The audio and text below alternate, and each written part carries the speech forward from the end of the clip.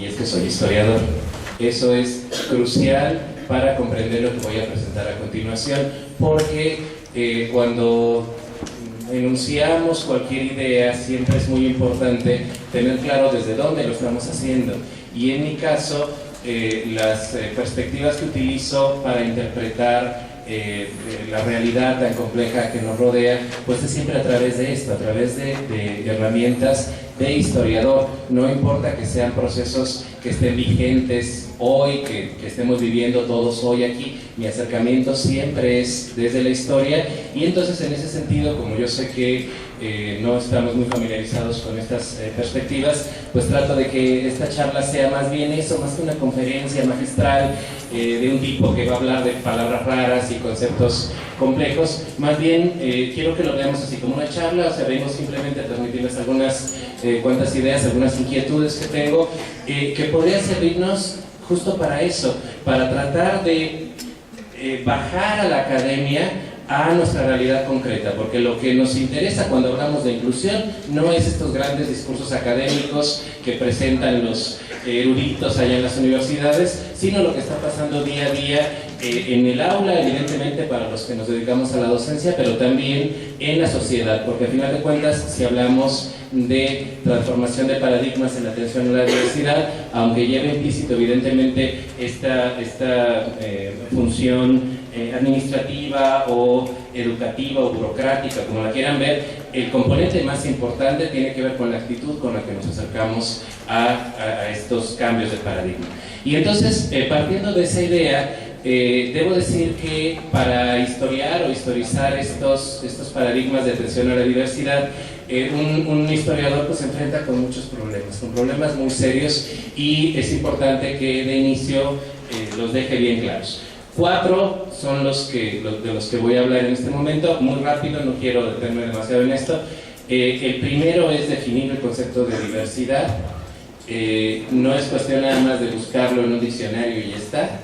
El concepto de diversidad es un concepto muy complejo. Hay quien dice que ya desde Aristóteles está planteado con ciertas ideas, y bueno, hay un montón de expertos que han discutido, si les interesa el tema, Carlos Escliar lo ha trabajado muy a fondo, cómo se ha ido construyendo esta noción, y la diversidad en realidad ha sido entendida diferente en diferentes momentos, en diferentes lugares y por diferentes autores. Desde luego, cuando yo hablo de diversidad, estoy refiriéndome a la diversidad como la comprendemos hoy, y eso, a mí como historiador, me mete en un problema muy serio, porque como historiador justo lo que estoy tratando de buscar es cómo se van construyendo estas categorías, cómo en una sociedad se piensa cada cosa, por qué elegimos esa palabra y qué significa exactamente esa palabra en el momento en el que es usada. Entonces, como eso me llevaría a una reflexión teórica muy compleja, y la verdad es que ni domino tantísimo el tema del origen etimológico y todo eso de la diversidad, no me interesa tanto. Lo que me interesa nada más es decir que es muy complejo, y solamente lo voy a utilizar en esta charla como lo entendemos en general hoy. Y derivado de este punto, tenemos también otro problema muy serio, si queremos pensar en términos de historia, de estos paradigmas de atención a la diversidad, y tiene que ver con que, si yo voy a hablar de esto, necesito partir de un par de anacronismos. El anacronismo es esta construcción en donde presento una idea que no corresponde al tiempo en el que se está estableciendo. ¿Qué quiero decir con esto? Que pensar en términos de diversidad como lo entendemos hoy es algo muy, muy reciente. Y yo me voy a ir a épocas en donde este término no significaba lo mismo que significa hoy.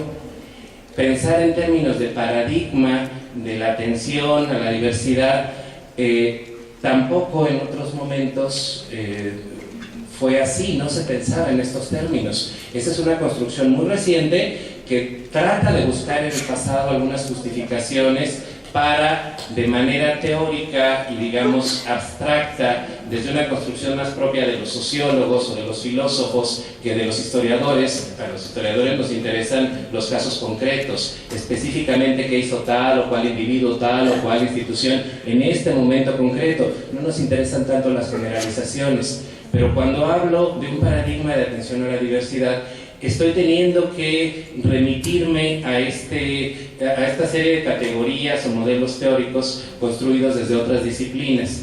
Lo acepto, lo asumo así, poniéndole un asterisco e insistiendo que los paradigmas de discapacidad o de atención a la diversidad en realidad son muy recientes y no corresponden al periodo del que voy a hablar, pero es importante plantearlo en estos términos, porque justamente lo que vengo a hacer hoy es tratar de hacer una crítica de esta interpretación.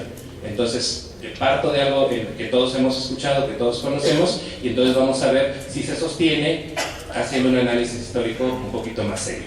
El tercer punto, bueno, y también cabe aclarar que el título no lo puse yo, el título me lo sugirieron. De momento dije, se oye muy bien, vamos a ver qué se puede hacer, y ya después estaba vuelto loco, me estaría arrancando los cabellos si tuviera, pues como no tengo, dije, bueno, pues de modo, pero a final de cuentas me pareció que era un buen título, porque me permitía justo hacer una crítica de esta perspectiva, entonces por eso es que no solicité que se modificara. Ahora, el tercer elemento que es importante tener presente en esta charla es que aunque voy a hablar de 4 paradigmas que probablemente correspondan a 4 momentos, digamos, si pienso el paradigma en su estado teórico puro, en establecer las características que tiene, que corresponderían a cierto tipo de sociedades, a ciertos momentos históricos determinados, pero eso no significa que aparezca un modelo y entonces automáticamente el anterior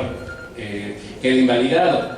Más bien, lo que podemos encontrar en la historia es que en el mismo momento coexisten de manera simultánea uno o más de estos paradigmas, ¿no? Entonces es importante tenerlo presente, sobre todo porque al final vamos a hacer un examen, no estoy jugando, es en serio, vamos a hacer un examen y entonces vamos a ver que ahí tenemos justamente esta coexistencia, o puede ser que la tengamos, ojalá y no, pero puede ser que esté ahí presente. Y por último, también quiero aclarar que como estoy hablando de esta abstracción de modelo de atención, pues esto me tendría que obligar, si yo quisiera hacer un análisis serio del asunto, más formal, más académico, pues a matizarlo, a distinguir en por lo menos 3 elementos que tendrían que estar ahí presentes, y es, si hablo de un paradigma de atención a la diversidad, tendría que preguntarme siempre quién es el que atiende, quien da esta atención, a quién es a quien se le da la atención y con qué motivación. Esto nos llevaría por otra vía súper interesante también, pero no tenemos tiempo para hacerla así. Ahora, si combinamos el punto 3 y el punto 4, a lo que llegaríamos es a entender que en cada sociedad puede ser que unos grupos estén marginados, estén segregados, estén excluidos, y otros estén incluidos, mientras que en la sociedad de unos pocos años antes o unos pocos años después, o la sociedad que está enfrente, sean otros grupos. Entonces, por eso es que es importante tener esto presente. Yo voy a tener que hablar de generalidades, pero si les interesa que hable de algo concreto, pues en la sesión de preguntas podremos abordar. Ahora, por último, y esto ya no tanto como problemas para hacer este acercamiento histórico, sino importante tener presente en mi presentación, estos procesos se pueden analizar también desde diversos planos. Yo reconocería 3 principales: un plano social, digamos un plano social, un plano colectivo y un plano individual. Y también podríamos analizarlo desde distintos niveles, ¿no? Un nivel teórico, como muy en el plano de las ideas, un plano de política pública, cómo esas ideas impactan en la realidad desde las instituciones, y después como tercer plano, un plano de lo cotidiano, ¿no? Más allá de las ideas, más allá de las políticas públicas, cómo se vive en la práctica, en el día a día, entre la gente de a pie, cómo se viven estos paradigmas, ¿no? Entonces, insisto, el tema es muy complejo. y tenemos una hora, entonces si tuviéramos un año, pues a lo mejor podemos hacer algo un poquito más profundo, pero ahorita solamente quiero caracterizar algunas cosas para motivar a la discusión. Entonces, ¿qué paradigmas de atención a la diversidad podemos reconocer en este corte grueso, en esta distinción que han hecho algunos especialistas? Bueno, todo el mundo, espero que todo el mundo haya visto este diagramita que se puso de moda hace muy pocos años, en donde algunos nos decían que había como 4 maneras de acercarnos al otro, que sería un paradigma de exclusión, en donde solamente un grupito es el que tiene como los privilegios y los demás como que no importan. Un segundo paradigma, el de segregación, en donde está ese grupito con privilegios y digamos los otros, los que no tienen esos privilegios, pues también empiezan a ser contemplados, pero siempre con una distancia prudente, con finalidades sobre todo de control social.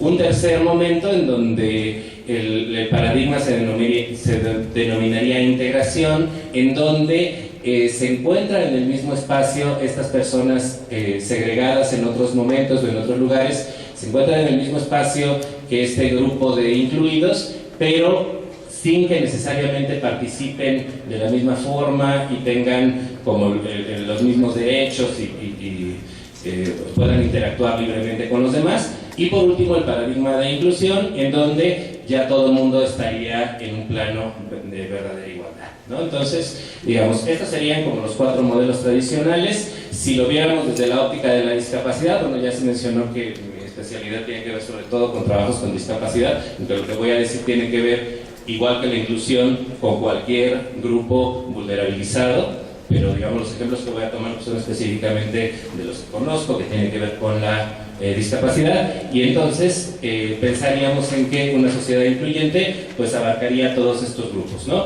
Entonces, si lo pensamos de esa forma, pensaríamos que en términos de discapacidad, pues sería esto que algunos autores llaman los modelos teóricos, ¿no? Agustina Palacio y algunos de sus seguidores que hablan de este modelo de prescindencia que correspondería con la exclusión, y así cada uno, ¿no? Bueno, ¿cómo entonces desde la historia podemos pensar cada uno de estos paradigmas? Vamos a revisar rápido el primero, el paradigma de la exclusión. Le pongo ahí paradigma número 0. No es el 1, es el 0. Porque la exclusión tiene como característica, pues justamente que no es un paradigma de atención, es exactamente lo contrario, es la ausencia de atención. Y de hecho, la exclusión incluiría, la exclusión incluiría que el grupo que es excluido está tan invisibilizado que ni siquiera debe justificarse el trato diferenciado. Es decir, ni siquiera se enteran que ahí está, lo cual en algunas ocasiones puede ser provechoso. Por ejemplo, el caso de los sordos, que he investigado con bastante profundidad en la Ciudad de México y después acá en Morelia, me llama mucho la atención que algunos que han escrito sobre esto pues hablan de una persecución y de un gran sufrimiento por parte de los sordos. Los documentos no dicen esto. Lo que yo he visto en los archivos es que más bien ni saben que están los sordos. Y esto es una ventaja, porque en momentos de la historia en donde los grupos que no forman parte de esta élite incluida son perseguidos, pues entonces a los sordos no les toca esa persecución hasta después de algún tiempo, ¿no? Entonces es una ventaja, o puede serlo. El punto de la exclusión es que sencillamente no figura. La minoría o el individuo ni siquiera es visto, para bien o para mal, no está. Entonces, ni para discriminarlo, ni para tomarlo en cuenta, sencillamente no lo ven. Ahora, en casos extremos, la exclusión puede llevar incluso a negar la humanidad de la persona que es excluida. Hay un montón de ejemplos, en realidad no tantos, pero hay, digamos, suficientes, muchos más de los que debería haber en la historia, de grupos que justamente se cuestiona incluso su humanidad. Probablemente los dos más significativos, pues el de los parias en el sistema de castas de India y evidentemente los ilotas en Esparta, ¿no? Que eran pues prácticamente parte del mobiliario de la casa y su humanidad pues no estaba contemplada en ningún momento. Ahora, Eso tiene que ver con la realidad. Es decir, surge de las prácticas cotidianas, surge de cómo está organizada una sociedad, pero la exclusión en tanto construcción académica o en tanto política pública, ¿en dónde está presente? ¿En dónde surge?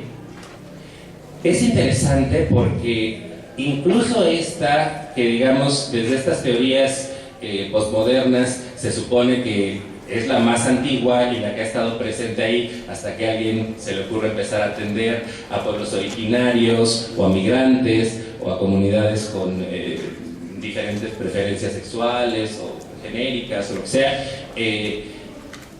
Suponen que esta exclusión está como al inicio de todo, cuando, al menos en términos académicos, en realidad es muy reciente. ¿Desde cuándo se empieza a hablar en términos de exclusión en la academia o en las políticas públicas?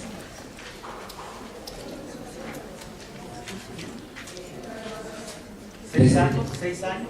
Desde 1974, nada más que no fue en México. Fue el concepto, digamos, es acuñado o presentado, digamos, ya con las características que va a ser trabajado después por un político francés que se llamaba René Lenoir, que murió exactamente hace un año, en diciembre del año pasado, y él publicó un libro que se llamaba Los excluidos, 1 de cada 10 franceses, un libro muy interesante en donde él reflexionaba en las condiciones difíciles de vida que enfrentaban tanto los grupos más pobres de los habitantes de Francia como las personas con discapacidad de este país. Entonces, a través de estas reflexiones, él empieza a caracterizar quiénes son los excluidos y cómo funcionan estos procesos de exclusión. Entonces, aquí está la primera idea importante de la charla. Observen cómo la realidad lleva un ritmo y la política pública y el trabajo académico lleva uno muy diferente. Los ejemplos que les puse de casos así típicos de exclusión tienen milenios, pero la construcción académica o el pensar el mundo de esta manera es muchísimo más reciente, ¿no? Entonces, ahora, ¿por qué 1974? ¿Qué estaría pasando en el mundo en ese contexto para que alguien empezara a ocuparse de esos excluidos? Esos grupos que en otras condiciones pues no le importaban a casi nadie o a nadie. ¿Qué estaba pasando en el mundo en la década de los 70 para que esta construcción pudiera realizarse? Bueno, es interesante que justamente en la década anterior, en 1960, ustedes saben que diferentes comités de la ONU empiezan a trabajar justamente en esta mala distribución de la riqueza de los países, empiezan a trabajar en estas ideas de desarrollo y todo esto, y entonces ahí empiezan a aparecer todavía no está la categoría como muy clara, pero se está hablando de la desigualdad, se está hablando de cómo no todos, aunque se piensa desde los derechos humanos que tienen los mismos derechos, no todos tienen acceso a las mismas posibilidades. Y entonces tiene sentido que sea justo en ese contexto en donde se empieza a pensar en términos de que hay un grupo excluido o varios grupos excluidos, ¿no? Entonces, digamos, el paradigma desde la teoría tendría que ver con este. Espero que al final de la charla quede claro que en realidad los 4 paradigmas se construyen más o menos al mismo tiempo. Diferente de las prácticas que tienen otra dinámica, otro proceso de construcción. Ahora, entonces, pues como es el 0, no nos importa demasiado. Porque nos interesa cuando empezamos a ver al otro, no cuando no lo vemos. El segundo paradigma, según estos teóricos, es el paradigma de la segregación. Decíamos, donde hay un grupo que digamos tiene ciertos privilegios y otros grupos que son separados de este colectivo principal por diferentes razones. Ahí en la imagen solamente puse personas con discapacidad porque eran las únicas que tenía a la mano, pero tendríamos que poner varios grupos más de los diferentes grupos que han sufrido algún tipo de discriminación a lo largo de la historia. Ahora, ¿en qué sería diferente este paradigma de la segregación con respecto al anterior?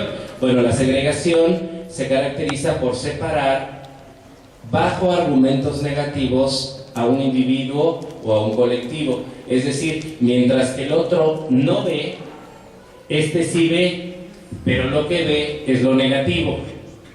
Ojo, que lo negativo no es un valor absoluto. Lo negativo está construido en función de quien ve. Y entonces el que ve decide qué es positivo y qué es negativo. Y entonces decide también a quién dejar fuera de su grupo. Evidentemente esto lo llevamos a la sociedad y pues hay un grupo que toma las decisiones, interpreta que esos de su grupo y los que ellos consideran de algún modo adecuados o normales o aptos son los que tienen que estar integrados y todos los demás pues tienen que padecer esta segregación. Ahora, el grupo segregado, esto es importante también, siempre es considerado inferior y por eso se le brinda poca o deficiente atención. Este es interesante porque como ya lo ven, algo tienen que hacer con él. Entonces implica cierto tipo de atención. Puede ser muy deficiente, en casi todos los casos es insuficiente y en definitivamente todos los casos tiene otro fin, sobre todo para controlar estas poblaciones, para que no den lata, pues, pero digamos, lo que lo caracteriza es que esta visión siempre es negativa, siempre está construida por el que toma las decisiones. Por eso utilizamos segregación y no separación. Si fuera positiva, pues simplemente están separándose, pero no es positiva, es negativa, lleva un juicio de valor detrás. Ahora, esto hace que aquel que pertenece al grupo segregado sea considerado por los que lo están segregando como un humano de segunda. Y, muy importante, como es de segunda, se puede prescindir de él. Entonces, quizá este paradigma sea más peligroso que el anterior, porque mientras que el anterior, pues a lo mejor ni lo ves, en este sí lo ves y lo ves como alguien inferior, y entonces en determinadas circunstancias pues puede recibir un maltrato o en casos extremos pues hasta ser eliminado, ¿no?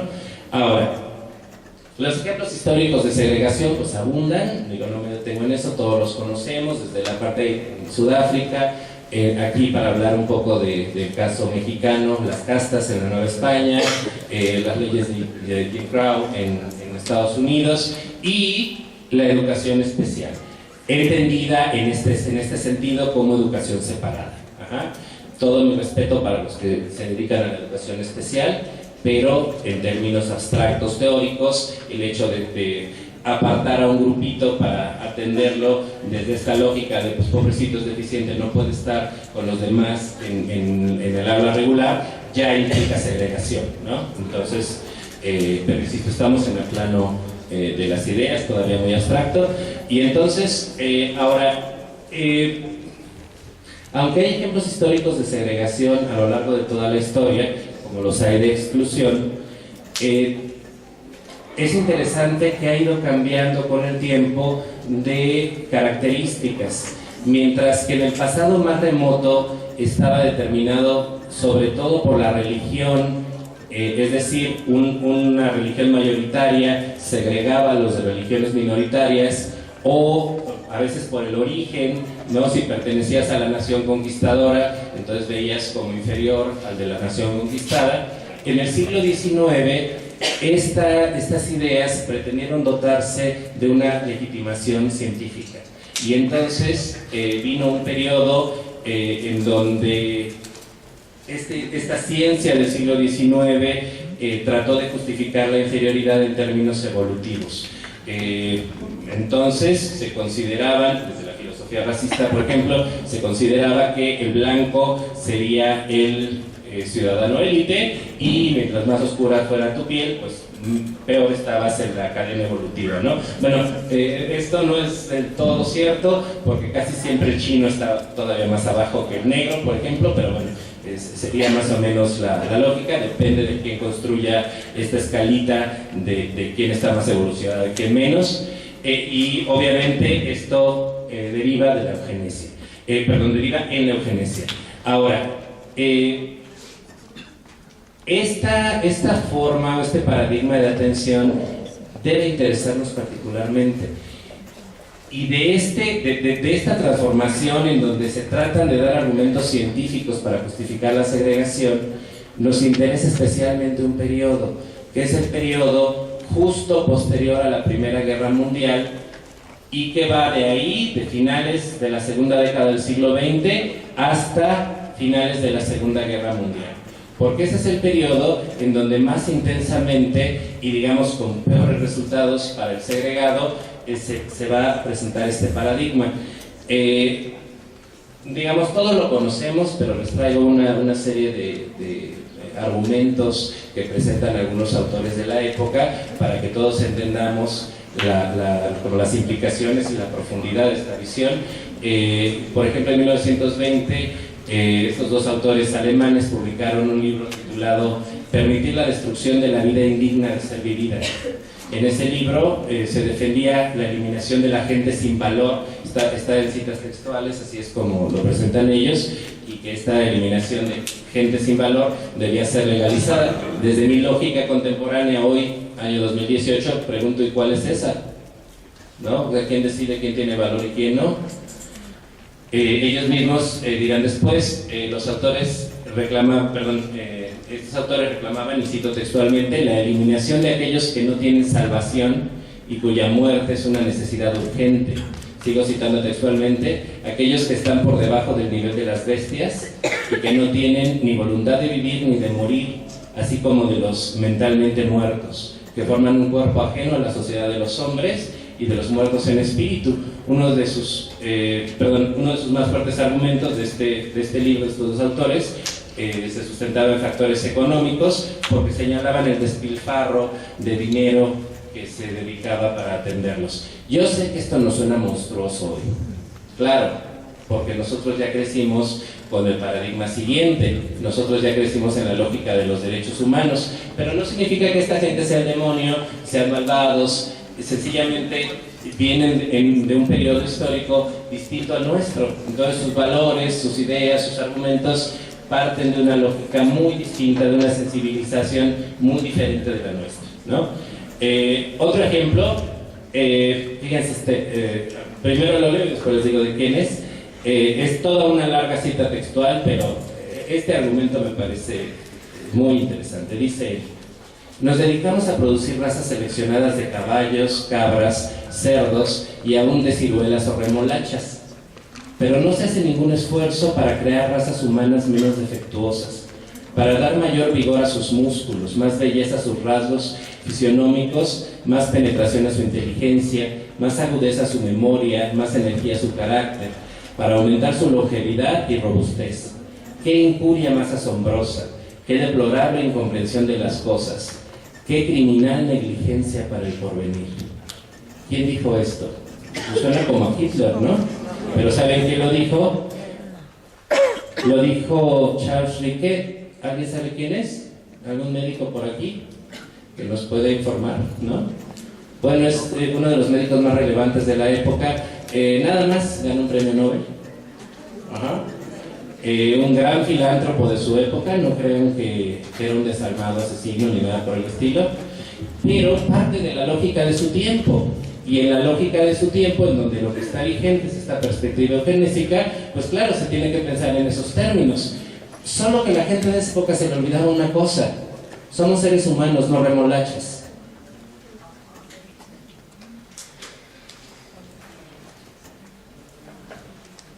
El siguiente párrafo va en la misma línea que el anterior. Otra cita textual: es mejor para todo el mundo que, en vez de esperar el momento de ejecutar a sus hijos degenerados por los crímenes que van a causar, o dejar que se muera de hambre por ser imbéciles, la sociedad puede evitar la reproducción de quienes no son aptos, ¿no? Entonces, pues básicamente vamos eliminándolos, ¿no? Pues si la evolución se va a encargar de desaparecerlos, pues vamos a echarle una manita, ¿no? Ahora, ¿quién dijo esto? De nuevo, suena como un terrible Messi, pero no, en realidad son palabras de Oliver Wendell Holmes, uno de los jueces más reconocidos de la Suprema Corte de Estados Unidos, considerado en su tiempo uno de los hombres más justos, y tan importante es en la historia legislativa norteamericana, que incluso le han hecho algunos homenajes mucho tiempo después. Ahí les puse en la imagen un timbre postal en su honor. Entonces, de nuevo, no es que sean desalmados, que está partiendo de una lógica que no es la nuestra. Y por último, para que vean que no discrimino, las palabras de una mujer también, de la época, una muy reconocida literata en la época. Ella, hablando de la migración hacia Estados Unidos, dice: mantener cerradas las puertas para evitar la entrada de ciertos extranjeros cuya condición se sabe es perjudicial para la raza, como los débiles de mente, idiotas, retrasados, locos, epilípticos, epilépticos, criminales, prostitutas profesionales y otros de esa clase. Una rígida política de esterilización y segregación a aquellas partes de la población cuya progenie ya esté corrompida o cuya herencia sea tal que características perjudiciales puedan ser transmitidas a su descendencia. Y no fue Donald Trump quien dijo esto. Quien lo dijo fue Margaret Sanger, una, insisto, literata importante de aquella época en Estados Unidos. Estos argumentos los pongo aquí nada más para que observen cómo en cierto momento de la historia, en este periodo específico del que estoy hablando, sí se pensaba en términos de atender a la diversidad, pero era una visión que evidentemente no tenía muy buenos objetivos. Ahora, están marcadas en todas las citas textuales, están marcadas todas estas secciones en donde se puede ver con toda claridad el prejuicio del autor que está hablando. Insisto, este prejuicio está marcado por un montón de cosas contextuales, ¿no? Pero, por ejemplo, el que esta señora diga con tanta seguridad que se sabe es perjudicial la presencia de tal o cual individuo, pues a mí me gustaría saber en función de qué criterios decidió eso, cómo que se sabe. Otros de esa clase, y quién determina qué clase merece o no recibir cierta atención.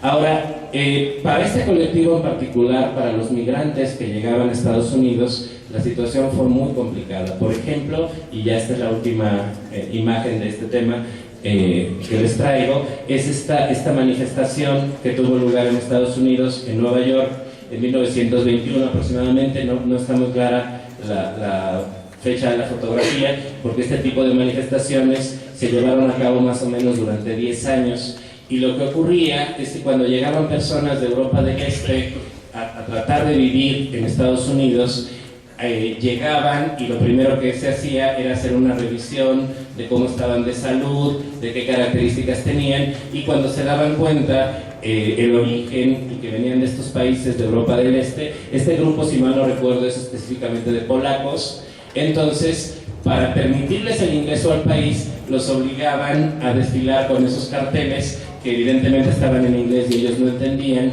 con una serie de mensajes terribles. Los mensajes, lo que dice cada uno de los carteles de derecha a izquierda, la imagen la pueden conseguir en internet, nos da una idea de la intención que tenía esta política pública norteamericana. Dice el primer cuadro de la extrema derecha: soy una carga para mí mismo y para el Estado. ¿Debería permitírseme reproducirme? ¿Necesito beber alcohol para seguir viviendo? ¿Transmitiré mi adicción a otros? ¿Estarían los manicomios y las cárceles llenos si gente como yo no tuviera hijos? Y por último, no puedo leer este cartel. ¿Con qué derecho tengo hijos? Claro que si ellos hubieran... Esos que obligaron a esta gente a hacer los carteles hubieran venido a México y nosotros les hubiéramos puesto un cartel en español, tampoco habrían podido leerlo. Y entonces, pues, quizás sería justo no permitirles tener hijos por eso, ¿verdad? Y bueno, para acabar, no se habla de esto, pues tengo que hablar de los nazis. Está ese cartel muy famoso, bueno, como muchos de este tipo, pero este en particular se ha utilizado muchas veces. Dice el cartel, está en alemán, no habla alemán, pero conseguí que alguien me lo tradujera, y lo que dice es 60.000 marcos es lo que cuesta esta persona con defectos hereditarios a lo largo de su vida. Ciudadano, ese es también tu dinero. lee Un Pueblo Nuevo, que es la revista de propaganda de la Oficina de Política Racial de la dependencia del Partido Nazi, ¿no? Entonces, como pueden ver, ese periodo fue un periodo en donde la segregación alcanzó como su punto extremo. Ahora, ¿por qué me estoy deteniendo tanto en esta perspectiva?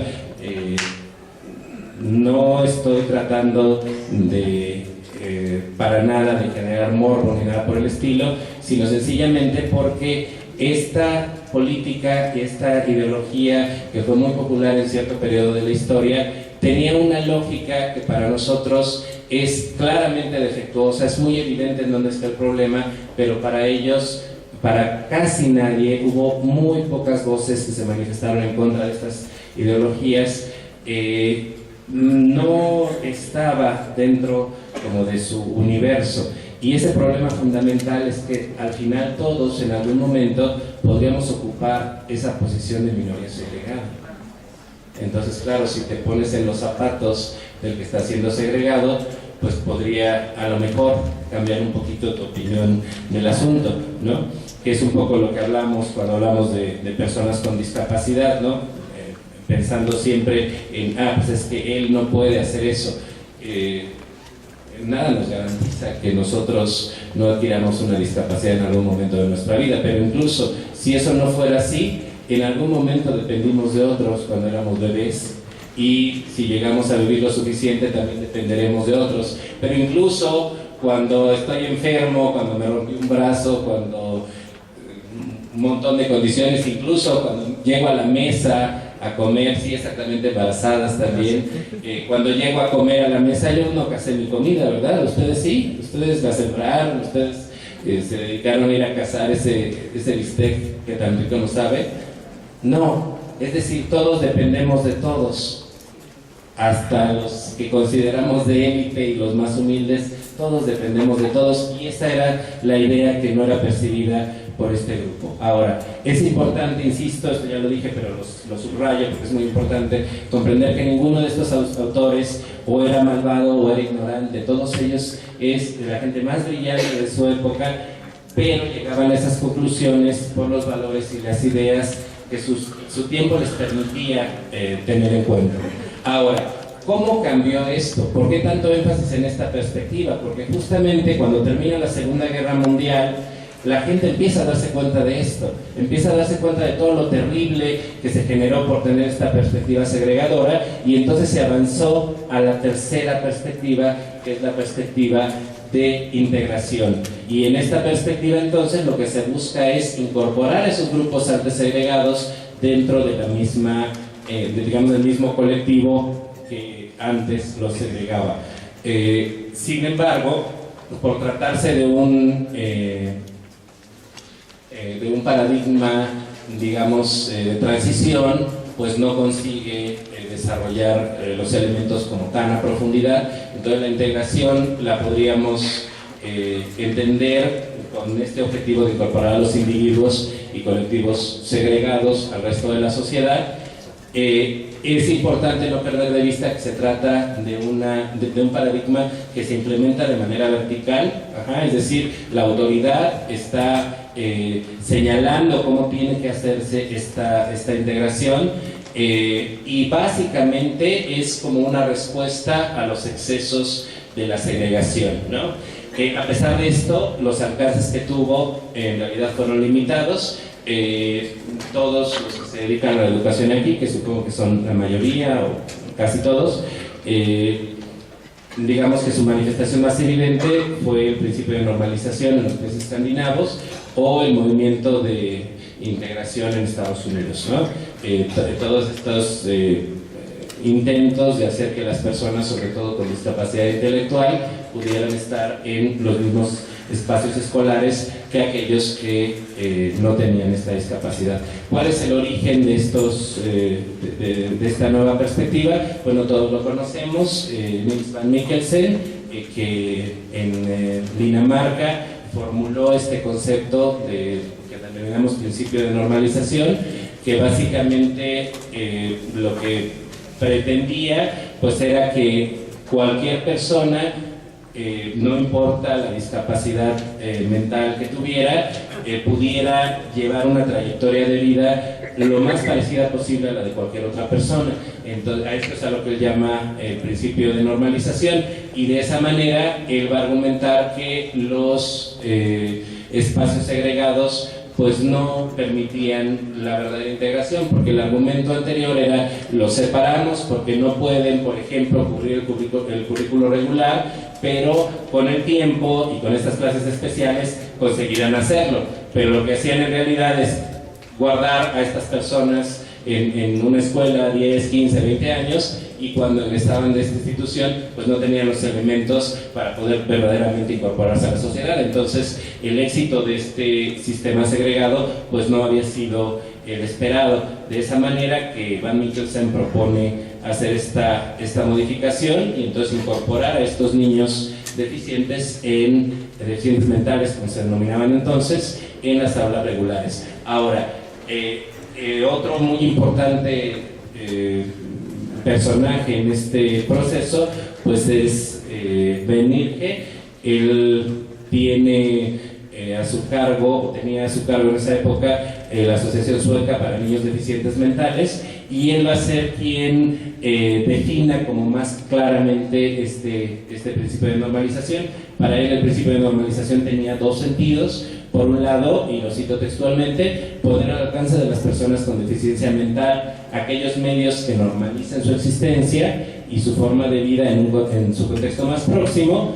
Y la segunda cosa importante, dar la oportunidad a la sociedad de conocer y respetar formas distintas de ser, circunstancia fundamental para reducir los temores y mitos que han llevado a la sociedad a marginar a esas personas. Esta segunda idea a mí siempre me ha parecido maravillosa, porque Nierke lo que hace aquí es decir, si guardamos a una parte de la población porque no la queremos ver o porque no están en la capacidad de cumplir con las expectativas que yo tengo de ellos, lo que estamos haciendo es limitar a esas personas, pero también nos estamos limitando todos los demás, porque no tenemos la oportunidad justo de convivir con diferentes tipos de personas. Y entonces, si convives con muchas personas diferentes y cada una con antecedentes, con capacidades, con perspectivas distintas, tú mismo te ves enriquecido. Entonces lo que él subrayaba es muy interesante, porque aunque este paradigma sigue viendo en el individuo deficiente un problema, en realidad ya está empezando a sentar las bases para una concepción más bien social del asunto. Ese es, digamos, el gran aporte de este principio de normalización. Ahora, insisto, como todo paradigma de transición, tiene limitaciones y limitaciones serias que después los teóricos del modelo social de la discapacidad pues van a tundir con ganas, ¿no? ¿Cuáles son estas? Bueno, hay algunas muy evidentes. La primera, que se circunscribía casi exclusivamente al ámbito educativo y no se ocupaba de todos los colectivos, hablaba solamente de unos cuantos, particularmente de las personas con discapacidad intelectual y unos pocos más, pero había muchos otros grupos que no entraban dentro de esta lógica. Segundo punto, a final de cuentas seguía partiendo de dos premisas erróneas que compartía con el modelo anterior. El que ya dije, enfatizar que el problema estaba en el individuo, pero también, y probablemente más grave, suponer que hay una forma normal de ser humano y que todos tendrían que ir encaminados a alcanzar ese ideal. Y la verdad es que si lo ponemos en esos términos, pues todos nos vamos a quedar en la deficiencia.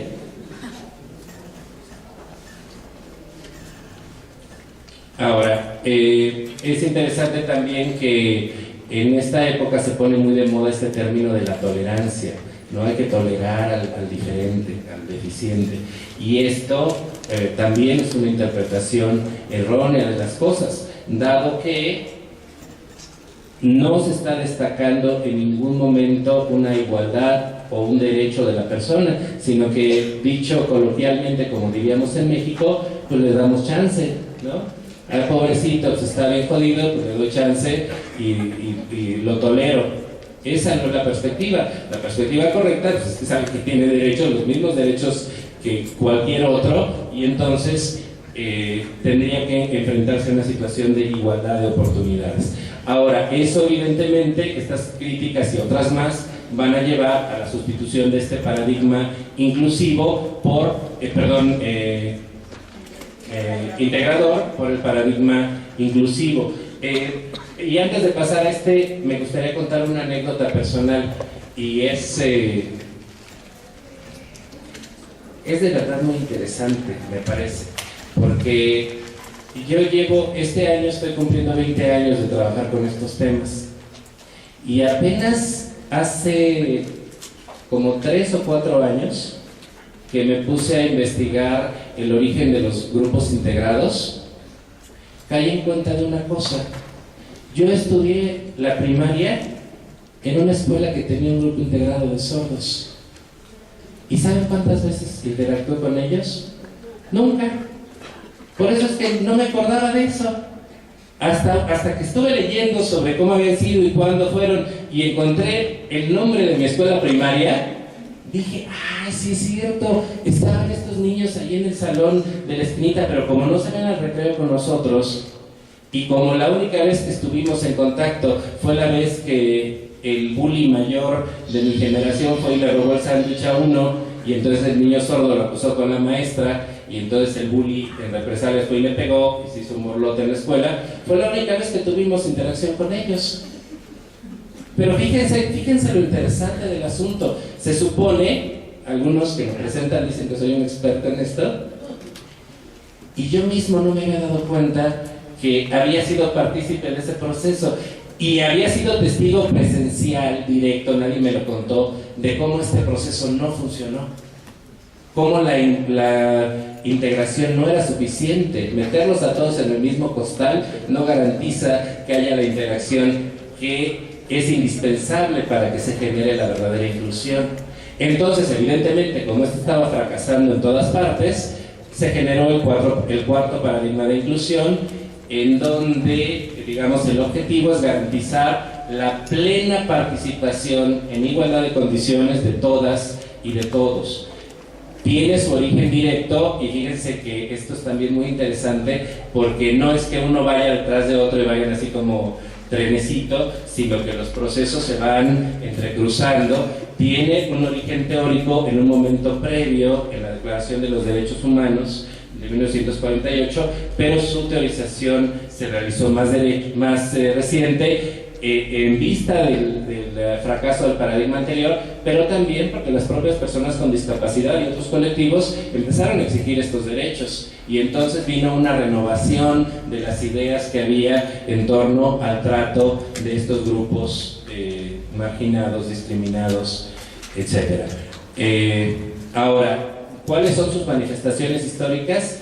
Híjole, me encantaría pasarles aquí 50 diapositivas de ejemplos concretos de inclusión, pero la verdad es que todavía no tenemos los suficientes, apenas estamos construyéndolos, estamos en camino a construir este tipo de perspectiva. Ahora, ¿qué implicaciones tendría adoptar una postura verdaderamente inclusiva? A diferencia de los anteriores, que se centran preponderantemente en asuntos educativos, aunque no solo en asuntos educativos, pero que ponen un énfasis principal en esto, la inclusión tendría que ir mucho más allá. No puedes incluir en la escuela y excluir afuera de ella. Tendría que ser un asunto de toda la sociedad y de todos los días, en todo momento. Entonces, en este sentido, pues es el paradigma más amplio de todos los que hemos hablado hoy. Y también la otra cosa importante es tener presente que este paradigma, aplicado como se espera, pues en realidad nos tendría que beneficiar a todos. Si tenemos esta actitud inclusiva, todos nos beneficiamos, porque como ya dijimos, tenemos esta gran riqueza de personas muy diversas rodeándonos, y también, dado que en cualquier momento nosotros podemos ser los que estemos del otro lado y ser los excluidos, pues evidentemente a todos nos beneficia trabajar desde esa perspectiva. Entonces, y aquí sí me dirijo exclusivamente a los que somos maestros, en vez de estarnos quejando de que ahora la SEP ya está estableciendo una nueva postura que tenemos que tratar, más bien tenemos que pensar en los beneficios que esto genera. Es decir, esta sociedad así de inclusiva, considerando cómo es de poco inclusiva nuestra sociedad real, va a implicar mucho trabajo, y el trabajo es en todos lados, en todas las aulas, en todas las casas, pero lo más importante, en todas las mentes y en todos los corazones. Entonces, desde luego, el paradigma más ambicioso de todos, y va a implicar que todos lo tengamos bien clarito, qué es lo que tenemos que hacer. Ahora, llevo justo una hora, entonces voy rápido cerrando para poder llegar a su examen. A modo de conclusión, nada más que si no se ríen, aunque el proceso que seguimos en esta presentación fue casi estrictamente siguiendo a las personas con discapacidad, insisto, en realidad le aplica a cualquier otro. Si tuviéramos más tiempo, pues sería muy interesante ir cruzando los procesos de discriminación que han vivido los diferentes grupos, pero verían que coinciden como con los diferentes momentos, y esto me parece interesante porque nos habla de lo que más nos interesa aquí, la percepción de un momento histórico específico que es el que genera las condiciones que motivan estas valoraciones y estas actitudes y sobre todo estas acciones. La segunda cosa importante, insisto, solo a modo de mi conclusión muy breve, muy sintética, y ya ustedes me darán sus propias conclusiones ahorita. A final de cuentas, las reflexiones y teorías, las políticas públicas, las acciones individuales y colectivas pasan por un elemento sin el cual la inclusión es imposible. Y esta es la idea que quiero que se lleven hoy. ¿Cómo quiero yo relacionarme con los demás? No suena tan complicado. A final de cuentas, tiene que ver con una decisión muy personal, muy propia, que corresponde a este momento histórico. Ese es digamos, estos son los valores que estamos tratando de construir. Evidentemente, como todavía hay resabios de los otros paradigmas aquí presentes, pues nos cuesta mucho trabajo a veces llegar a esa inclusión, pero hacia allá es hacia donde tendríamos que estar trabajando todos, en especial en estos momentos en donde es muy claro que si no generamos rápidamente sociedades inclusivas y no empezamos a trabajar solidariamente con nuestros demás compañeros de viaje, nos vamos a acabar este planeta. Los retos a los que nos estamos enfrentando ya son globales, y el que uno esté contaminando por allá nos afecta a todos, y el que uno esté discriminando por aquí nos afecta a todos, porque necesitamos estar trabajando juntos para poder enfrentar los retos que se nos vienen. Entonces, somos más de 7,000 millones, tendríamos que estar trabajando juntos, y seguramente así podríamos solucionar estos enormes problemas que de otra forma van a terminar con nosotros. ¿Listos para su examen? ¿Sí? ¿Sí? ¿De veras? Ok. Les voy a pasar 4 imágenes. Una, la dejo 5 segunditos, luego otra, 5 segunditos, luego otra, luego 5 segunditos y una más. Solo son 4. Cada respuesta correcta vale 2.5. Ajá, ustedes se van a evaluar, no me van a decir ya les dieron los dulces, aventaron los dulces a las que van a sacar 10. Entonces, lo que voy a hacer es que voy a pasar 4 imágenes a continuación. 4 imágenes nada más. Y ustedes, no es necesario que lo anoten, confío en ustedes.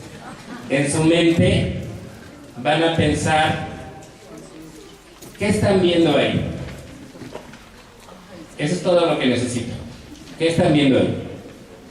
A lo mejor es una persona conocida, la reconocen y dicen, yo sé quién es. Primera imagen, 5 segundos. Se sienta, por favor. Ok, siguiente. Esa es la primera pregunta. Acuérdate, ¿qué estás viendo ahí?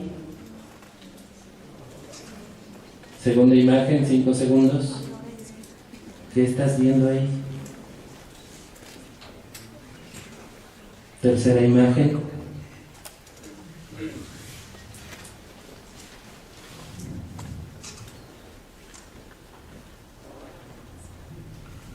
Última imagen.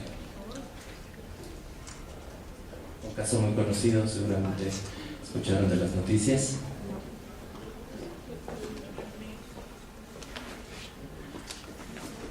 La respuesta correcta, seres humanos. Muchas gracias.